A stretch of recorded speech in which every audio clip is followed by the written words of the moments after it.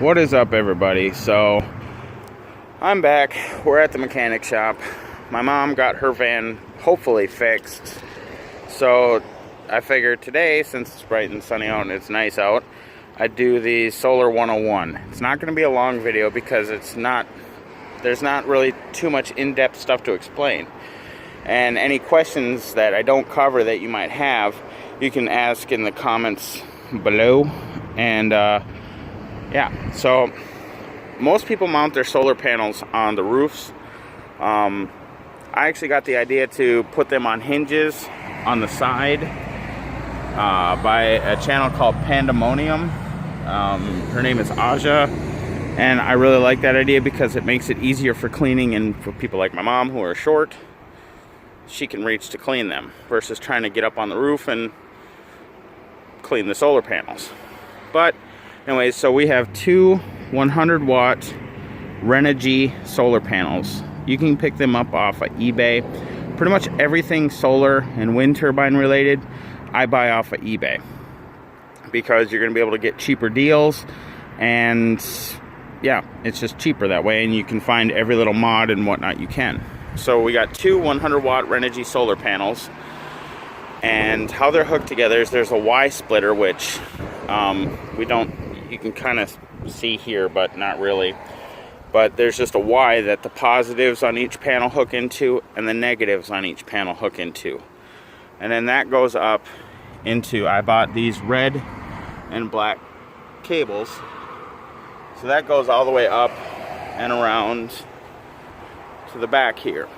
Now, when I open up the back, move some of the stuff out of the way.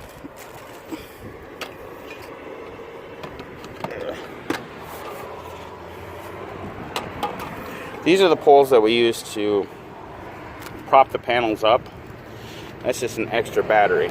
But anyways, so these are the ones from the solar panels. So that's just obviously negative, positive. Right now, hers is running at 13.9 volts, which is nice. So these come in, I routed them down and around up into, on the control panel here, which this is a Windy Nation. I prefer Renogy and Windy Nation. Those are my two favorite companies. So you got the solar panel right here, which is clearly marked for a solar panel. And you got positive and negative. Super easy. So you plug those in. These two cords right here are going down to the battery. So you got battery positive and negative. And that comes down to here. You know, you got your positive and your negative side. So with hooking up this, what you do is you don't hook up the solar panels right away. When you're hooking this up, what you do is you come down to the battery, put the positive and negatives on your battery, then you screw them into here. So you always want to hook up your batteries first, because that lets the controller set its thing. I don't know why, but that's just what you do. You hook up the positive and negatives from your batteries first. Then, once the controller's gone through its little startup, then you hook up your solar panels, the positive and negative. This on top right here is a heat sensor that tells the temperature of the battery. So, after all that's done, that's pretty much it with hooking up your solar panels. Is you hook it up to the battery, to the solar charge controller, and then from your panels, wherever you might mount them, on your roof, on the side like we did, then you hook up the solar panels. Now if you have a bigger battery bank, like my mom is eventually going to have 4 batteries. I'd like to see her with 4 batteries like me. So you would go, unless you're running a 24 volt system, I personally only think that a 24 volt system is good for large RVs and tiny houses. That's the only time I'd ever run a 24 volt system. Mine is always 12 volt parallel, meaning, let's say there were 4 batteries here. You'd go the negatives to the negative to the negative. You'd hook all the negatives together and all the positives together. Now, you don't want to start, when hooking this up from the charge controller, You don't you don't hook up the charge controller positive and negative and then, just let it go down. Let's say these two batteries were hooked together.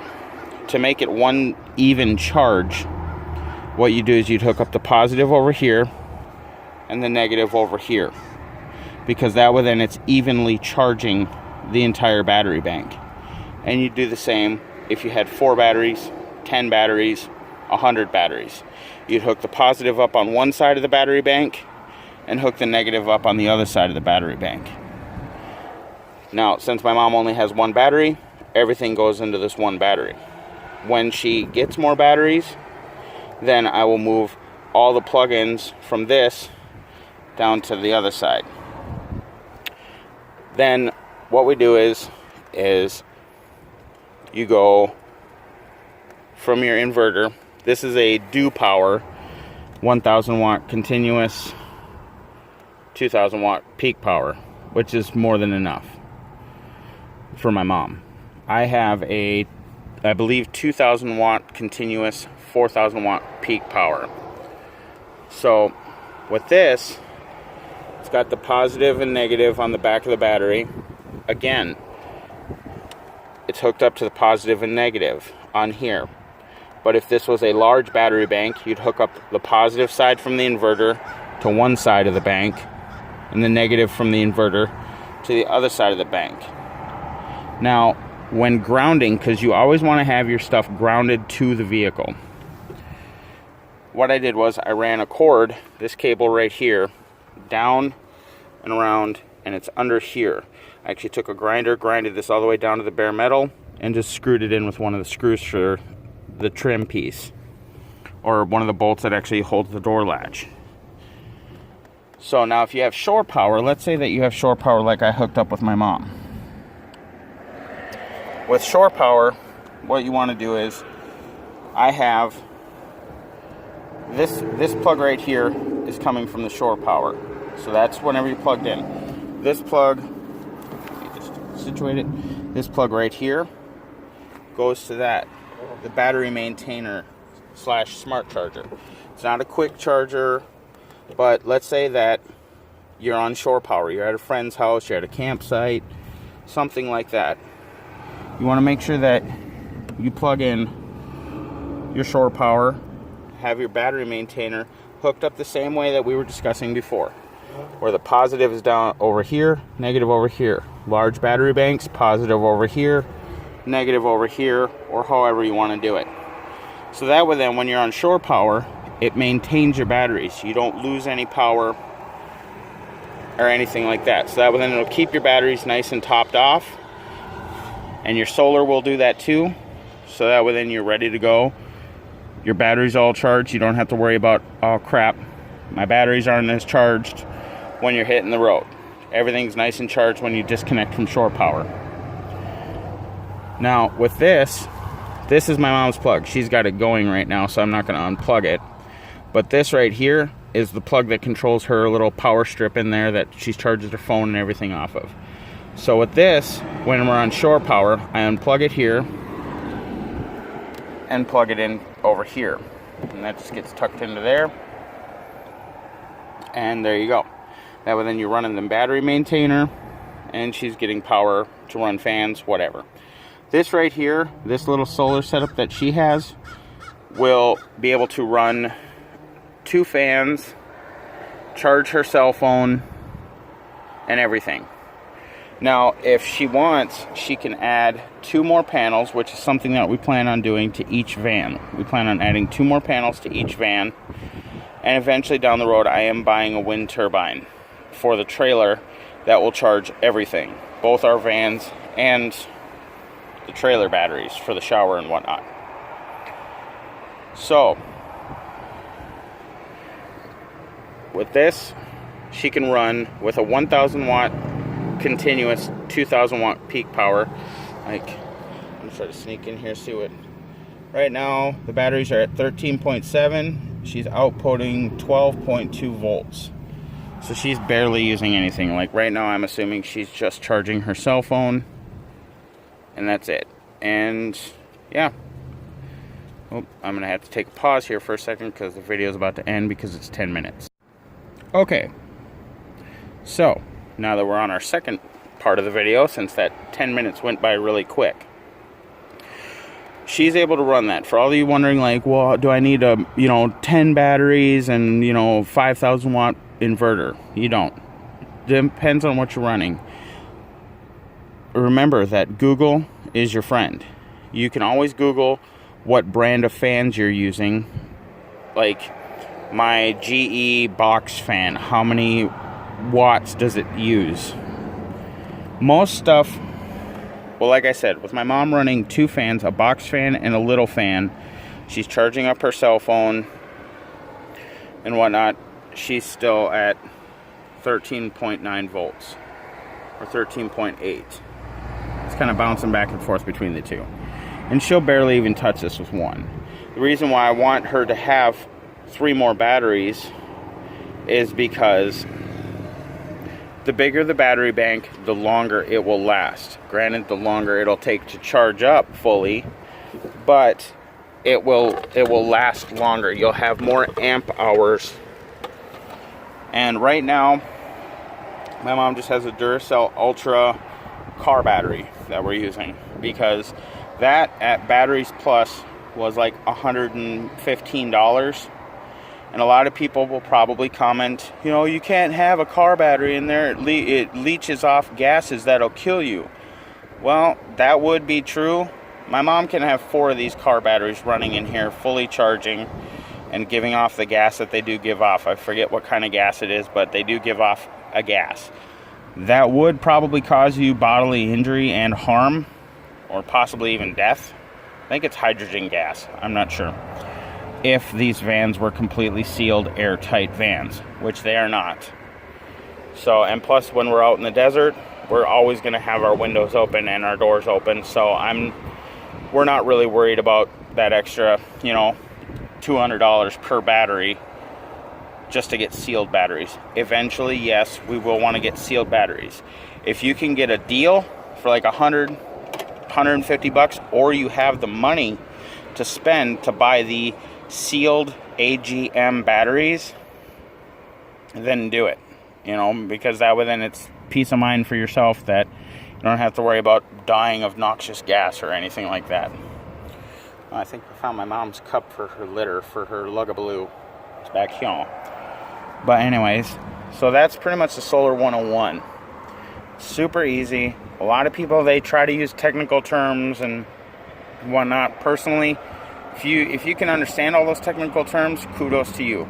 But there's a lot of people that are watching these YouTube videos not knowing what you're talking about, and it's very discouraging and frustrating because they think you need a degree in solar energy to do this stuff, but it's not. It's just positive and negatives off the solar panels, which on eBay you can get these sweet red and black wires to make it easier. You hook up from the battery to the charge controller first, and then once the screens come on and it's all lit up and functioning, then you hook up your solar panels. Remember, always hook up your battery first, then your solar panel. This right here is for an accessory, like you can push the button, like load on and off, where you could run a little light bulb, like a little LED light or a light strip, anything like that, off of this. I never use the accessory or the load on these. You can also use it to that, with this one and a lot of the more fancier solar controllers, you can set this up to at 13.5. Anything above that, it'll send it automatically to the load to discharge it to maintain your batteries at 13.5. And so on and so forth. And then it'll automatically turn this on and off. Whatever. I never use that. I don't worry about it. It's whatever. But as long as you remember, get your battery. I prefer to at least look at it as 100 amp hours. This one is minutes 23. It'll run 200 minutes at 23 amps, which we're not even pulling close to that. So if my mom was totally clouded over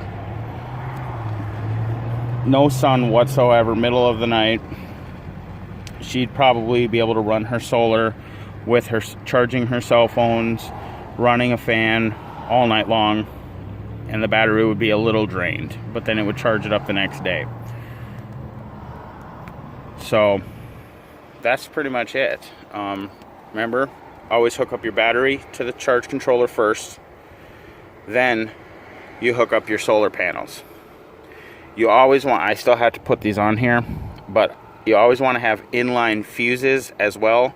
I personally go on eBay and look for the little marine circuit breakers, usually between 20 and 50 amp. You want one on the inverter, you want one on the charge controller going to the battery, and you want one on your solar panels going to the charge controller. Because if something happens, let's say that your battery shorts out and sends a surge of power to the charge controller. With that circuit breaker, it'll pop the circuit breaker before it hits the charge controller. So that means that it will not blow out your charge controller, then you're without solar completely. Same with the inverter. If something happens, you want to have that circuit breaker pop before the damages your inverter or the battery or anything. So you want to, on all the positive lines, depending on what it is, put a 20 to 30 amp, possibly even a 50 amp, depending on how large your battery bank is, circuit breaker. It is a marine circuit breaker versus fuses, because if you know, let's say you're popping them left and right, you don't want to have to be replacing fuses and going out and buying fuses. With a circuit breaker, it just pops and you just click it back on and go from there. Try to diagnose why that popped. So yeah, that's everything that I can explain as simply as possible. Remember, if you have any questions, leave them in the comment section below. Make sure to give this video a big thumbs up. Subscribe if you haven't subscribed already, and I will talk to you guys later.